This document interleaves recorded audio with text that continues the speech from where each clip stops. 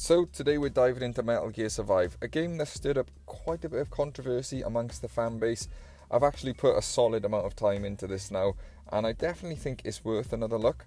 So Metal Gear Survive is a spin-off from the main Metal Gear series, leaning heavily into the survival, base building mechanics, and the co-op gameplay. It takes place in an alternate timeline, so don't expect to see Snake or Raiden running around, and there's no real deep storytelling. Instead, you're kind of just dropped into a strange, hostile world filled with these zombie creatures with crystal heads. It doesn't make an awful lot of sense, but the game kind of revolves around resource management and the constant fight to stay alive.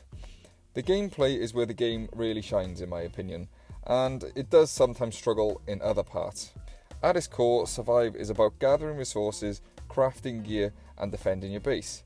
It has simple game mechanics similar to the other MGS games, which was handy for me as a big fan, and you'll spend a lot of time running around scavenging for materials like wood, metal and food, which you'll use to build your defenses, your weapons and your survival tools. The base defense sections are my personal highlight. It's kind of a little bit like a tower defense game where waves of enemies come at you and you have to set up barriers and defenses and run around coordinating your defense, defending your weak points, and basically survive the amount of waves that requires to finish that little part. There's a bit of strategy involved because where you put your defenses really does matter, and sometimes it takes a few goes to work out how you're going to survive this oncoming onslaught, and it does give you a bit of stress and tension.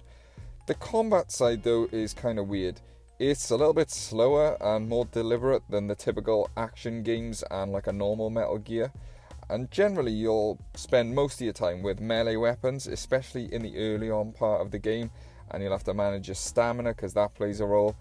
It's not flashy, but it can be tense, and it is kind of rewarding when you finish one of these waves and you get through to the next sort of part of the game.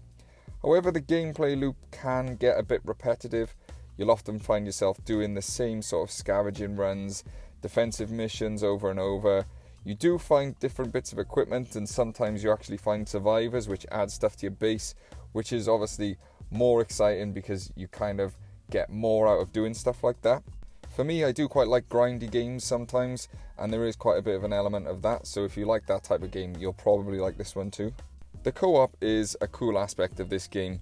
You can coordinate your defenses, sharing resources and surviving together, and it does add an extra layer of fun, especially if you're playing with your friends rather than just trying to match it with random people online. That said, online experiences can be hit or miss depending on the player that you actually play with. If they're no good, it can get frustrating. Visually, the game holds up pretty well. The environments have a bleak, almost eerie vibe, especially when the fog-heavy areas, that limited visibility, they create a bit of tension because you don't know what you're about to stumble across, and you kind of have to be careful where you go.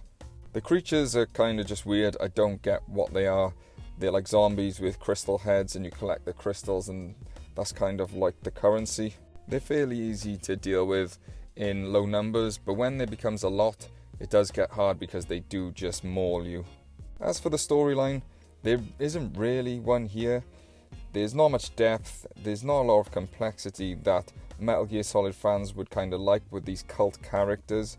There's no real voice acting. It's kind of weird, it just moves you from one objective to the next. So if you're a Metal Gear Solid fan like me, that did like all the stories and all the weird characters, you're not going to really get any of them in this game.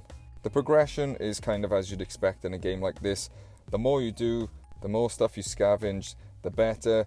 You'll unlock a better base, and you'll find better weapons to defend from the incoming hordes that you'll eventually need to deal with later on in the game.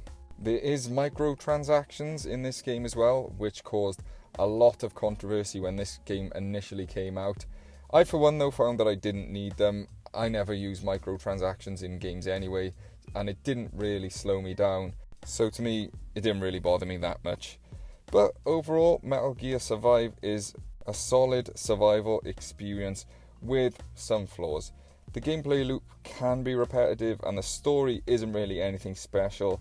But having said that, I did enjoy the progression and the way it rewards you with stuff as you progress through. The more you grind, the more stuff you'll get, and it does make the game easier as you get later into the game. If you're actually looking for another Metal Gear game though, I would avoid this one. It isn't like any of the other games other than maybe the game mechanics. But if you took away Metal Gear in it and just said this was a survival game, I think most people would say it's pretty fun if you're into that type of thing. For me, it was cool. I was disappointed that there was no real links to the main MGS universe, but overall, I'll give it a 7 out of 10. Thanks for watching, and I will catch you on the next one.